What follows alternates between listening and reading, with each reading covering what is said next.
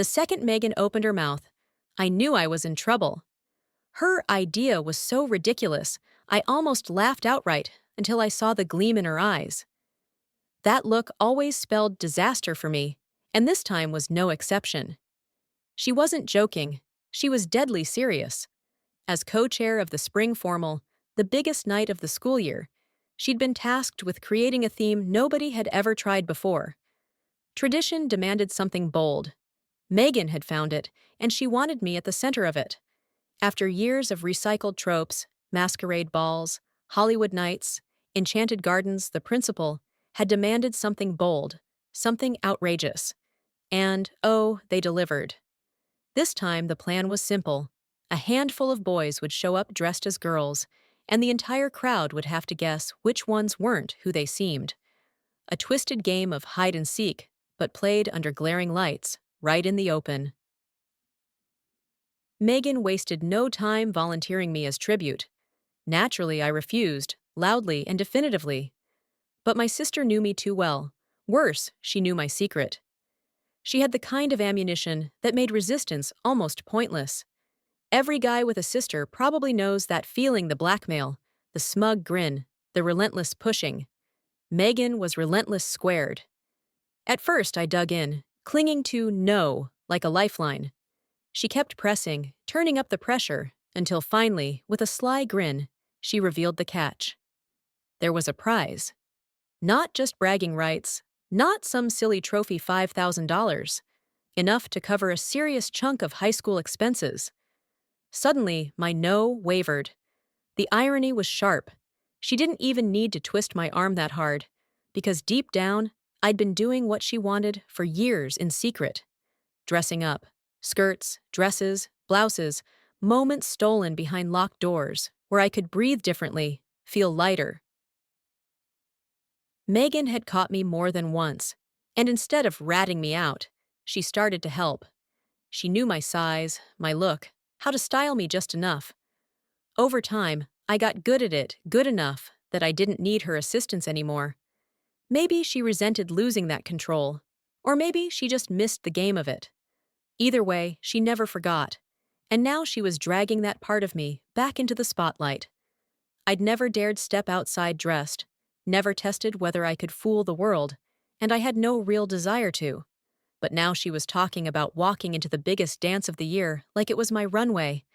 She painted the picture, a flowing party dress, my hair styled, slipping seamlessly among the crowd. 7 months, she said. Plenty of time to practice walking, gestures, little details that make or break the illusion. 7 months of trial runs before the grand reveal. Her words rattled around in my head long after. I hated how much sense she made. My hair was already longer than most guys kept it, and she'd styled it before in ways that worked, even if my own attempts never looked like more than a mess. Could I pull this off? Could I make people believe? We locked eyes, and in that stubborn silence, I caved just a crack. I agreed to one thing, a test run. I'd dress, step outside, and see what happened. If it worked, maybe, just maybe, I'd consider the rest. Megan's grin stretched wide, triumphant. By the end of that night, she'd already blabbed to our parents. Dad thought it was hilarious. He said he couldn't wait to see me in a dress, fully expecting I'd look ridiculous. A boy in borrowed fabric. He didn't have a clue. Mom, though her reaction was quieter. There was something in her eyes that unsettled me, something I couldn't pin down in the moment. The next morning, she dropped the bomb. Come straight home after school, she told me, her voice calm but firm. We're going to see how you look as a girl. I froze, but what could I say? She was the only woman in the house I could trust, the only one whose approval might matter if I went through with this. I nodded, too stunned to argue, and left. At school, the buzz about the dance was everywhere. Everyone had an opinion on the ridiculous theme. Jokes flew, bets were whispered, and rumors started piling up. But one name came up over and over: Dylan.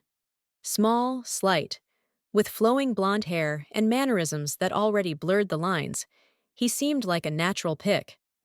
Most agreed he could pull it off without breaking a sweat.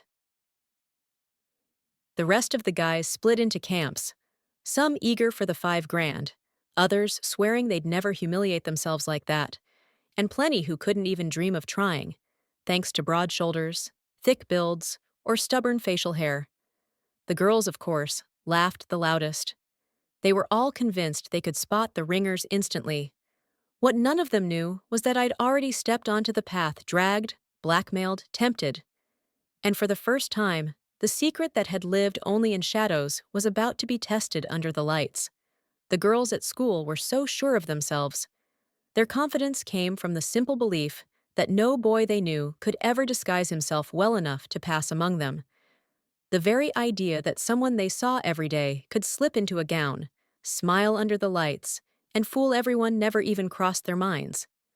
I, however, could think of at least 10 guys who could do it convincingly, enough to knock the girls' egos down a peg or two. But of course, I never included myself in that list. That Friday, when I got home, Mom told me Dad and Megan would be away until Sunday. "Perfect chance," she said smoothly, "to see how you'll look without anyone else laughing." My stomach dropped. So much for easing into this. With a simple Saturday test, she had something else in mind. In my room, she didn't hesitate. "Change," she said, her smile that familiar, knowing one she always wore when she had an advantage.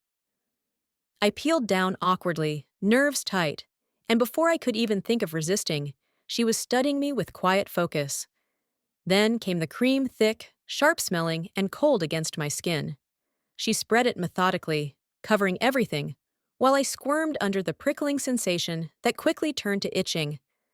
I wanted to rush for the shower, but she made me wait until she was satisfied. Only then did she let me go. The water was barely warm, but it felt like freedom, washing the residue away in pale streaks. I scrubbed until my skin felt new, shaved close, and toweled off, already feeling lighter, strange. When I stepped back into my room, Mom was waiting calmly, her smile more mysterious than ever. In her hand dangled a pair of panties, light as air, an unspoken challenge. I slipped them on in silence, adjusted myself carefully, then followed her as she guided me down the hall to Megan's room. She sat me at the vanity, the mirror glowing under the bright bulbs. I braced myself for her to take over, but instead she pulled up a chair beside me. "You do it," she said. "I want to see how you manage. I want to see how good you are." The words hit hard. Did she know? Had Megan told her? Or was she simply testing me? My chest tightened, but there was no turning back now. I picked up the foundation, smoothing it over my skin with steady strokes. She didn't speak until I reached for the eyeshadow. "Is that how you usually do it?" she asked, casual but sharp. I froze, stammered. What?" She ignored my dodge, opening a tin of powder. "Always set the foundation. Press it in, then brush away the excess." I obeyed, watching as the chalky mask softened into something smoother, softer. For the first time, my reflection began to look convincingly different.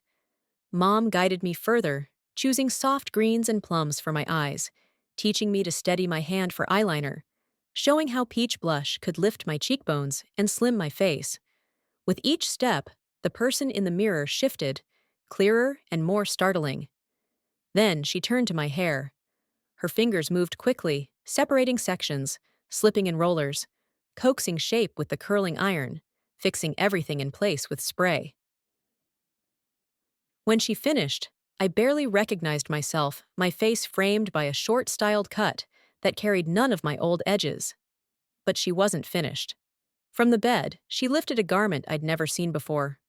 "Waist nipper," she explained as I fastened it, feeling my middle tighten under its grip. Then she handed me one of Megan's old lace-trimmed bras. I slipped it on too easily, betraying myself, and she noticed but said nothing. Instead, she passed me the small birdseed forms I'd once made in secret. My throat tightened, but I slid them into place. She knew. The pantyhose came next, sliding over my bare legs, a sensation that made me shiver. A slip brushed mid-thigh, light and unfamiliar. And finally, the dress. She unzipped it, passed it to me, then zipped me in once it was settled on my shoulders. I turned toward the mirror, and for the first time, the reflection staring back wasn't just a disguise. It was a girl, believable, complete. And in that moment, the possibility of stepping into the dance unnoticed felt less like a fantasy and more like a challenge I might actually win. The shoes were waiting by the bed, and I slipped into them with trembling hands. When I turned to face Mom, she was smiling in that calm, certain way of hers. I still hadn't seen my reflection. She'd covered the long mirror with a blanket, and the suspense gnawed at me. Instinctively, I reached to uncover it, but she caught my wrist and shook her head. Not yet. She removed the last rollers from my hair, brushing it out until it fell into soft waves that framed my face. Earrings clicked into my already pierced ears, a necklace settled coolly against my throat, and then came the final flourish lipstick, applied with steady strokes, followed by a spritz of her perfume. Only then did she pull away the blanket. The sight knocked the breath from my lungs. A stranger looked back at me, or rather, someone I had always tried to bring into existence, but never fully managed. Long legs balanced on modest heels, hips and waist neatly shaped, a dress that defined a chest I'd only ever imagined. My hair curved around my face, catching the light, highlighting the shimmer of earrings. Not a trace of the old me remained. Speechless, I gawked at the reflection. Mom's voice broke the silence. I think you'll have no trouble convincing anyone you're a girl, but we'll need a name. We can't call you Mason like this. Do you have one? The name slipped out before I could stop it. Maya. The word felt both strange and inevitable on my tongue. Heat flooded my cheeks. I wished I could take it back, but Mom smiled warmly. Maya, that's lovely. And just like that, she began to use it. She handed me a small purse, tucking my wallet, lipstick, and tissues inside. Those things you're wearing aren't really yours. We'll need to get you some of your own, Maya lingerie, shoes, a few essentials. Now that we know your sizes, we can shop properly. I clutched the purse against me like it might protect me from the world. Fear tangled with exhilaration as Mom took my elbow and steered me outside. The air hit me at once, the breeze licking against my bare legs, tugging at the hem of my dress, riffling through my hair. My heart thundered. It was everything I had dreamed of and dreaded at the same time. Out here, I looked like I belonged, yet the years of secrecy clung to me, whispering shame. Mom squeezed my arm gently. Maya. Huh? You'll need to answer to that name now, sweetheart. When we're in the stores, that's who you are. Right, I'll remember. You look beautiful and you know it. Relax. I won't let anything happen to you. This is just practice shopping, being around people, learning how they'll see you. I nodded, though my chest was tight with nerves. We walked from the car to the mall, each step harder than the last. Going inside nearly broke me, but I followed her, pulse hammering in my ears. The first stop was lingerie. Within minutes, she had a stack of bras in the right size. But when I reached to let her choose, she shook her head. Your choices, Maya. You pick. I froze. A couple of girls my age were browsing nearby, giggling over their finds. I wanted to grab anything and run, but they didn't spare me a glance. Slowly, carefully, I chose two that resembled the one I was wearing. Mom nodded approval, then guided me to the panty rack, where she added several packs in soft colors. She paid while I hid among the racks, my fear swelling, but when she walked away, she didn't look back. If I wanted safety, I'd have to follow. So I did. Shoes came next, 3 pairs from a bargain store. Then more shopping, of course, because Mom was a seasoned pro. The strange thing was, nobody stared, nobody whispered. The world simply flowed around me, and with each step, I realized how possible this really was. By the time we reached the dress section of another department store, my hands had stopped shaking. Mom turned to me with a smile. 2 skirts, 2 dresses. You choose. I'll be back in a few minutes. I stood there, surrounded by color and fabric, adrift in a sea of possibilities. For the first time in my life, I wasn't sneaking clothes from closets or daydreaming in silence. I was standing in the open, free to choose. The only question left was where to begin. Mom had already told me what sizes to look for, so I moved with more confidence than I expected. I picked a pleated skirt in green, white, and navy, another in soft tan, and for dresses, I chose one simple black and another all pink. Standing there surrounded by racks of clothes, it hit me. I was making my own choices. These weren't things borrowed in secret or stolen moments from my sister's closet. They were mine. The thought made me dizzy with excitement. When I met Mom at the counter, her arms were full of blouses and tops.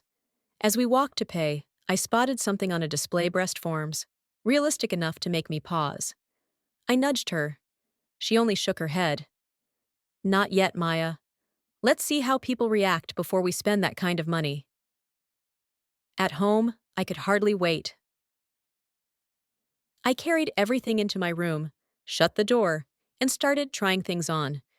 Every piece fit like it had been waiting for me. I settled on the navy and green skirt with a crisp white top Mom had picked out. The skirt was short, showing off my legs, and the top clung just enough to reveal the outline of my new bra.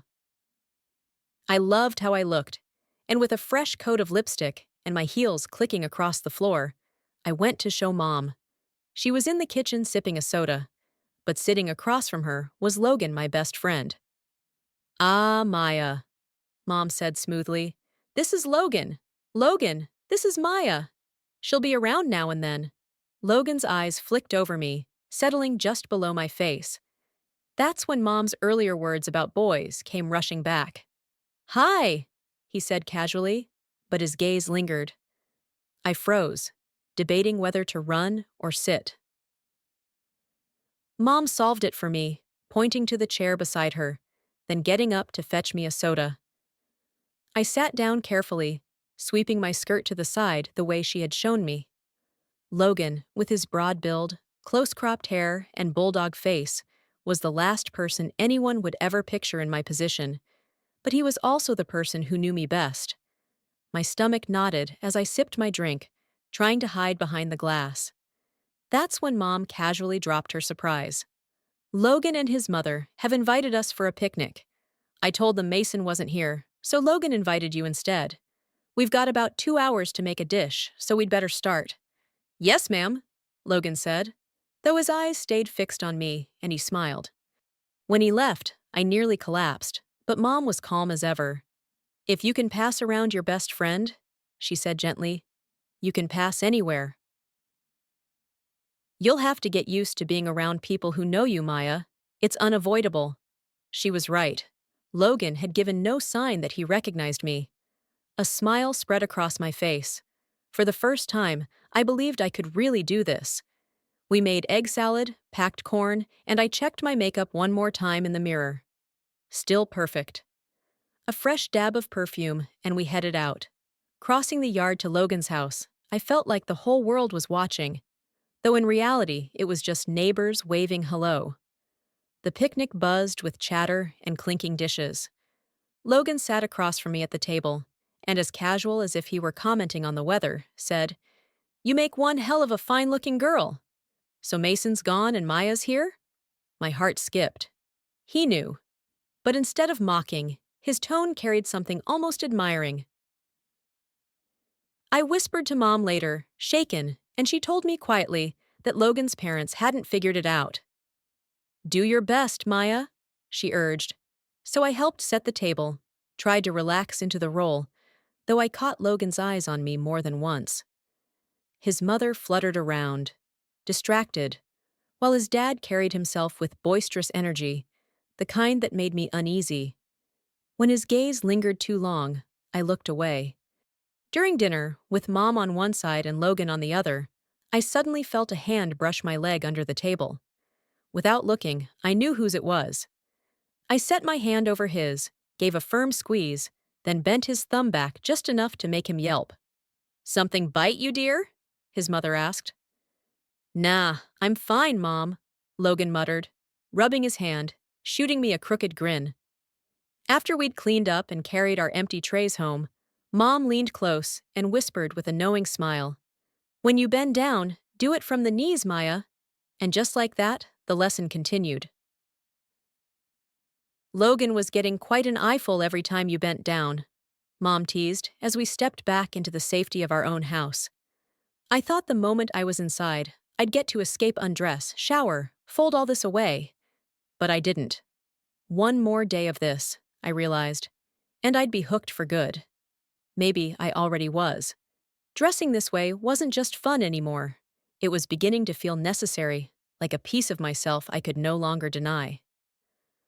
I glanced at the shopping bags piled in my room, the bras, the skirts, the packages of panties, things that were mine now, not borrowed or imagined.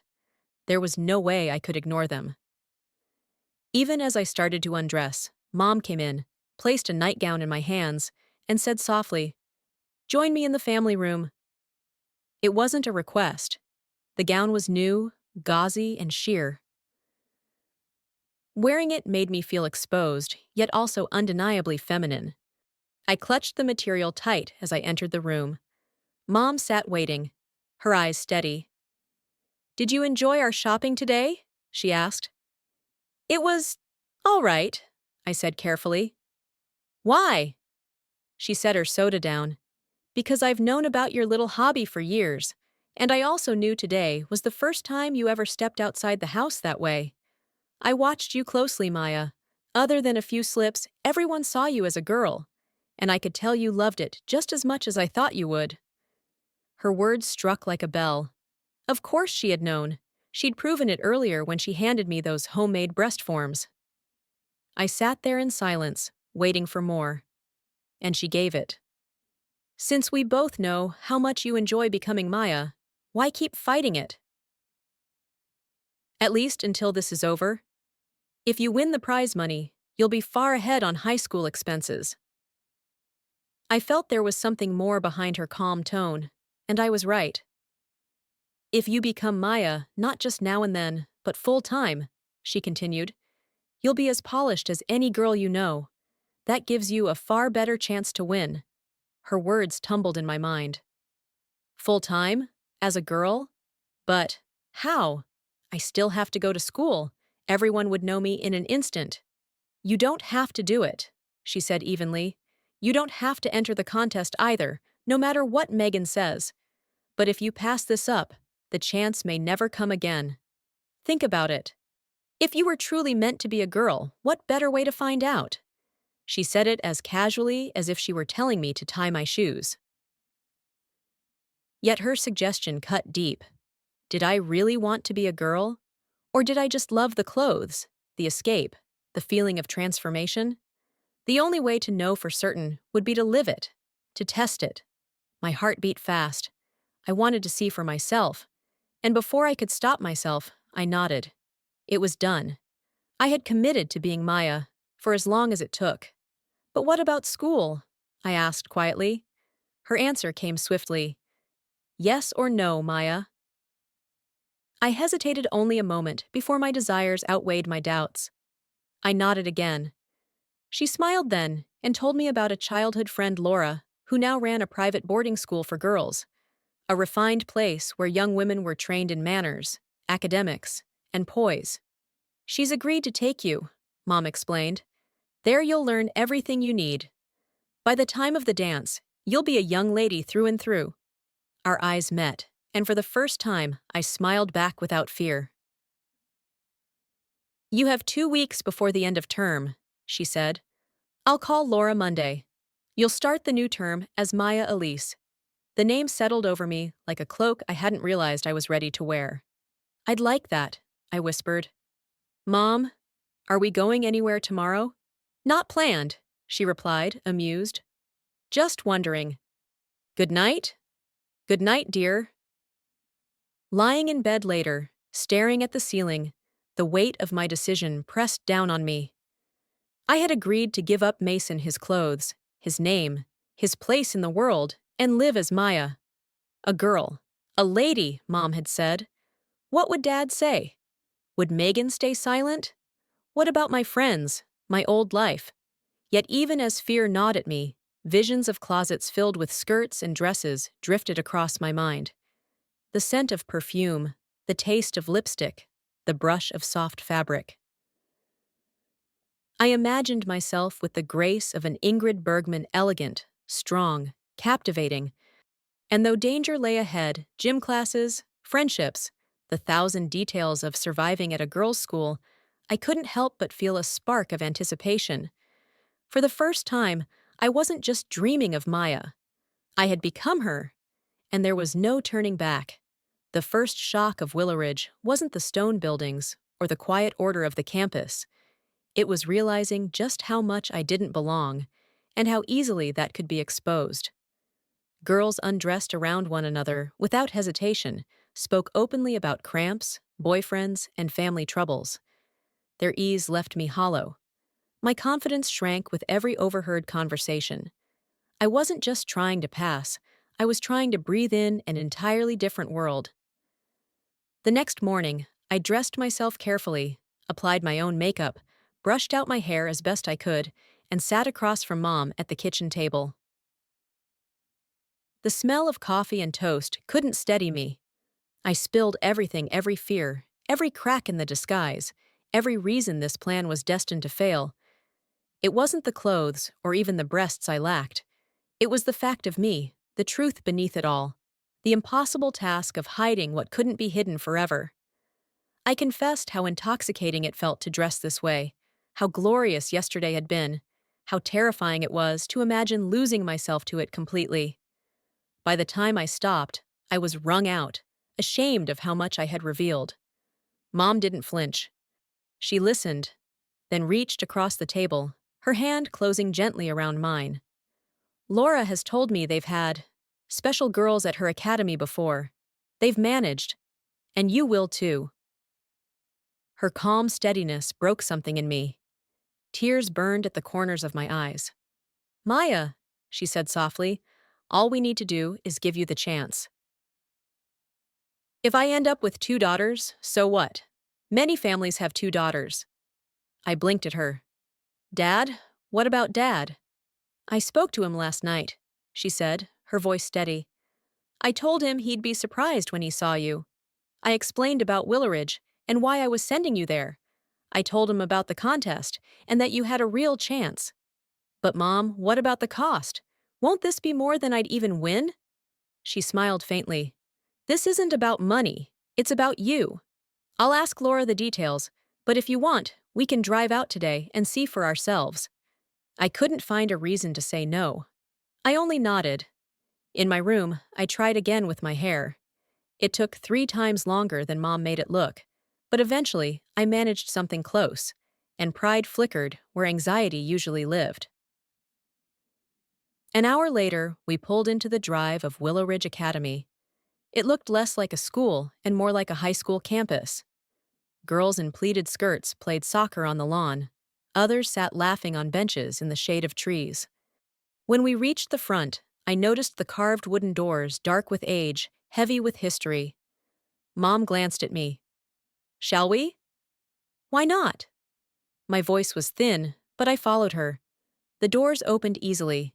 Inside, the cool air carried faint traces of polish and paper. We peeked into empty rooms until we turned a corner, and there she was. Laura! Mom's face lit up. Karen!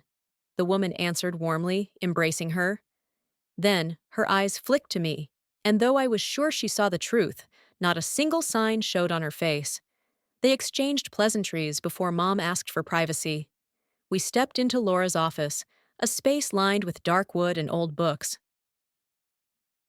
Mom didn't waste time. She explained about the formal, about my years of secret dressing, about how I had to pass as a girl at school if I had any chance of winning.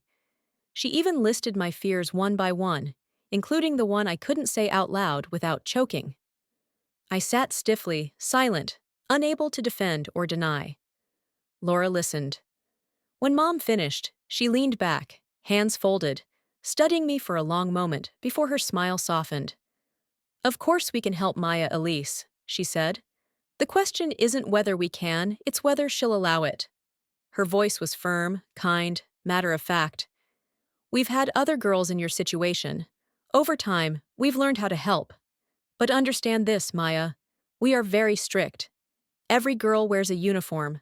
Every girl joins a sport. Since it's mid-year, most teams are full, which leaves only tennis. Fortunately, tennis is played individually." "That solves one problem." She paused, her gaze steady, her words deliberate as they hung in the air. "But all of this leads us to the central concern." Laura's tone grew firmer. "Being around other girls means blending in completely. There can't be special treatment, not even with something as simple as showers or dorm routines." My mouth opened, panic bubbling up, but Mom's hand pressed lightly against my leg. "Just listen, Maya," Laura went on, calm and practical.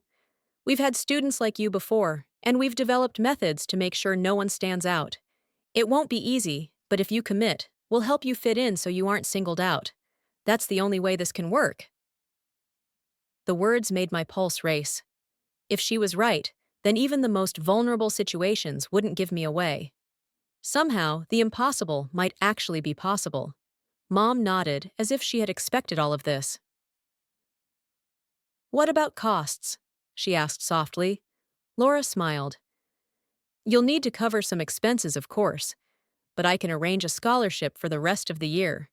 If Maya does well, that can extend through next year too." Mom turned to me, eyes steady, clearly waiting for my answer. I didn't hesitate. "Okay," I whispered. It was settled. In the eyes of Willowridge, I would be Maya Elise Michelle, starting the new term as one of their girls. The thought rattled through me as we drove away. Megan would explode when she found out. Dad? I wasn't sure if he would explode or just go silent, but there was no turning back now. Mom, of course, didn't waste time. On the way home, we stopped at the mall again. By the time we left, I had 2 new dresses, a skirt, and more tops. "Basics," Mom said matter-of-factly. "You'll need them, Maya." On Sunday morning, I dressed carefully in one of the new outfits, a pleated black skirt edged with white, a crisp top, matching shoes. Mom did my hair again, while I worked on my makeup. By the time noon rolled around, I was as polished as I could manage, nerves thrumming like a live wire. When the sound of the car in the driveway announced Dad and Megan's return, I nearly bolted for my room. But Mom's sharp look froze me in place. Together, we stood as the door opened. Megan was the first to react. "Oh my God!" she shouted, eyes wide as she circled me, taking in every detail. Dad said nothing at first, but the shock in his face was clear. His gaze flicked up and down, studying me, struggling to reconcile what he saw. Mom explained firmly, her voice leaving no room for argument. "Maya will be living as a girl full-time. She won't return to school with you, Megan. She'll be attending Willow Ridge Academy." Megan's mouth fell open. "But that's an all-girls school." "She can't go there. He's Creole." "Enough." Mom's tone was like steel. "You will not speak of this to anyone, not a word. If you do, Megan, life as you know it will change in ways you won't like." The threat in her voice was unmistakable. Megan's face flushed, a storm of jealousy and anger. She had always wanted to attend Willow Ridge herself, and now here I was, her brother getting in when she hadn't. Dad finally sat down, still silent, his jaw tight. The air between us felt like it could break. Before the tension could explode, the doorbell rang. Logan stepped in, casual as ever. "Hey, Mr. K," he said to Dad before turning to me. "Is it okay if I take Maya out for ice cream?" The silence was deafening. Megan choked on a laugh. Dad nearly lost it, but Mom answered smoothly. "Of course." I grabbed my purse and followed Logan outside, my heart hammering. As we walked, he slipped his hand into mine, holding it tightly. I stiffened, but said nothing. People were everywhere, we couldn't make a scene. Later, on the quiet walk back, Logan glanced at me with a smile that sent confusion spiraling through me. "You know, Maya, You're one of the most convincing girls I've ever seen. More than that, you look amazing. I tried to brush it off, reminding him quickly, I'm still me, Logan, don't forget that. But the look in his eyes made it clear he wasn't seeing Mason anymore. He was seeing someone else entirely, and that realization scared me even more than the contest, the academy, or anything Mom had planned. The kiss with Logan left me shaken.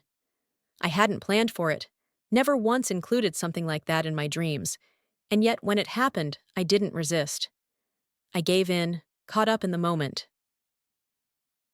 The way he held me, the way I responded, it wasn't Mason anymore. It was Maya. We didn't talk about it on the way home. Logan dropped me off, and I bolted for my room, heart racing, mind a blur. I told myself it meant nothing, but deep down, the memory of it lingered. The next morning, reality returned in the heaviest way. Jeans, a plain shirt, sneakers. After spending days as Maya, sliding back into Mason felt like slipping into armor that no longer fit. Everything weighed on me. 10 more days until the end of the term, that was all I had to endure. At school, the air was buzzing. Whispers ran through the halls about who had spent the weekend practicing. Some of the guys had apparently gone all in shopping with their mothers, even walking through the mall in dresses. Rumors claimed at least one of them was nearly impossible to recognize. No names were ever dropped, and mine never came up, but the thought haunted me. Somewhere out there, others were preparing as hard as I was. When Friday came, I thought I'd get to go home and retreat into Maya again. Instead, Mom steered me into the car and drove across town. We stopped at a clinic. That was where I met Dr. Avery for the first time. She was tall, elegant, with the calm authority of someone who had seen everything before. In her office, she asked me the questions I had dreaded. Was this really my choice? Was I being pressured? Did I understand what it would mean to live as a girl full-time?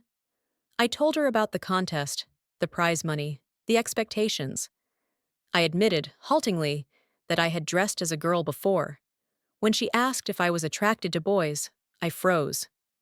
I thought of Logan, of that kiss, of how easily I had responded. My silence gave me away. She smiled gently. That reaction is more common than you think, Maya. It doesn't make you less, it makes you human. I protested weakly that I didn't want to become a girl. Not really. But even to my own ears, the words sounded hollow. Dr. Avery tilted her head. Then why are you here? Why agree to all this? Because you want to win money? Or because, deep down, you want to see if Maya is who you truly are? I had no answer. Not one that was honest. Finally, she leaned forward. This isn't about surgery or rules, Maya. It's about commitment. If you say yes, you'll be expected to live as a girl for the entire term. Not for a weekend. Not for a contest. Every day. Are you prepared for that? I looked at Mom, who said nothing, just waited. My chest tightened. I thought of the mirror, of the person I saw looking back at me. I thought of Logan's eyes, and the way my heart had betrayed me. Yes, I whispered. Doctor? Avery nodded once. Then we'll prepare you for Willow Ridge. The changes I had undergone were undeniable. Every time I looked in the mirror, I saw Maya more clearly, and Mason fading further into memory. I no longer felt like I was play acting. I looked, moved, and lived as a girl, and that truth was both thrilling and terrifying. At first, Dad had been stunned into silence. Seeing me step into the kitchen that morning, dressed confidently, had nearly made him choke on his coffee. Mom later said she wished she had introduced him more gradually, but there was no going back. What was done was done. Megan, for her part, was furious not just because of what I had become, but because I was going to Willow Ridge, a school she had always wanted for herself. Willow Ridge was a world of its own. From the first day in uniform, I was immersed in lessons that had nothing to do with math or literature, though those were there too. There were classes in poise, teaching us how to walk and carry ourselves. There were strict rules about posture, table manners, even how to hold a teacup. The punishments for unladylike behavior, as they called it, came in the form of extra hours of study, enough to train anyone into grace. At first, I worried constantly about showers, about living in close quarters with so many other girls. But as the weeks passed, my fear ebbed. I realized they weren't scrutinizing me the way I feared. They were too busy with their own lives. I wasn't pretending anymore. I was one of them. By the end of the first month, my habits had shifted without my even noticing. The way I sat, the way I walked, the way I laughed, all of it flowed naturally, unforced. The teachers noticed, and so did I. Logan noticed too. He and I went out a few times, and though we never spoke of it directly, there was always an edge between us, a current of curiosity and tension. Once, on our third date, his hand lingered a little too long, and I didn't stop him. It scared me how much I enjoyed it, how easily I responded, how natural it felt. For the first time, I understood what Megan meant when she talked about the thrill of being wanted. By the second month, I no longer thought of myself as Mason in disguise. I was simply Maya. The label contest faded from my mind. My world was made up of uniforms, whispered conversations in the dorm, tennis practice, and weekend outings with Logan. Then one evening, Mom sat me down. Her tone was matter-of-fact, but her eyes were steady. "Maya Elise, you've come too far to pretend this is temporary. You and I both know you're not going back. Sooner or later, this isn't going to be a trial run or a contest. It will just be your life." Her words struck deep. For weeks, I had been trying not to think about the future, about whether Mason still existed anywhere inside me. But as she spoke, I realized she was right. I wasn't playing anymore. I wasn't borrowing time. I was living as Maya. And the truth was, I wanted to keep it that way.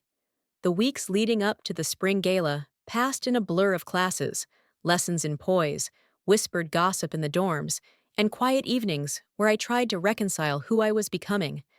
By the time the gala arrived, I was no longer stepping into a role, I was living it. Mom had arranged for me to spend the day at a salon. My hair, my nails, even the little details I had never thought about were tended to until I barely recognized myself. When I slipped into the white gown we'd chosen strapless, fitted, with a slit up the side, I felt transformed. Logan hadn't seen me in a week, and the look on his face when I met him at the door told me everything. "You," he whispered in my ear as we entered the hall, "have this prize in the bag." The gala was dazzling. Music, laughter, lights, and underneath it all, a current of nervous anticipation. Everyone was guessing, pointing, whispering about who might be a boy in disguise. At our table, the dance team girls speculated endlessly, but no one looked twice at me. Then came the moment. One by one, every girl was called to the stage, holding up a number while votes were cast. The room buzzed with laughter and shock as the list narrowed down. When the principal finally announced the last handful of suspects, my heart pounded. I walked onto the stage, feeling the heat of hundreds of eyes on me. Megan was among those called up too, the principal's idea of a joke, no doubt. The votes were cast, eliminations made. To my shock, I was sent off the stage with the others. Relief flooded me until the principal cleared his throat. "Ladies and gentlemen," he said, "you've overlooked one." My name was called. A gasp rippled through the hall. As I walked back up, I saw jaws drop, eyes widen, friends stare in disbelief. "My name," I said clearly, "is Mason." The room erupted. Laughter, clapping, stunned silence. The principal raised his hand. "And this year's winner is Maya Elise Michelle." The rest was a blur. The applause, the congratulations, the feel of Logan's steady hand at my back. He hadn't looked at me with judgment once that night. If anything, there was pride in his eyes. On the way home, he pulled the car to the side of the road. The world was hushed, the night sky full of stars. He didn't speak at first, just looked at me like he was seeing both sides of me, Mason and Maya, and choosing not to care. When he finally leaned in, his kiss was warm, sure, and it left me trembling. It wasn't about proving anything, it was about acceptance. In that moment, I knew. Mason's life was over. Maya's had begun. The prize money helped me start high school. I didn't pursue engineering like I once thought. I became a nurse, drawn to the work of care and healing. Logan and I went our separate ways after graduation, but he had given me the courage to believe in Maya, and I'd never forget that. Dad eventually softened, learning to treat me as his daughter, though the adjustment was slow. Mom remained my guide, steady and pragmatic, always ready with advice about life, love, and how to carry myself with dignity. Megan, furious at first, went on to become the engineer of the family, her brilliance taking her to Portland, where she designs airplanes now. As for me, I finally had what I'd dreamed of, a life lived openly, not in secrecy, a future where I was free to be the person I had always imagined in the mirror. The contest ended that night, but for me, it was just the beginning.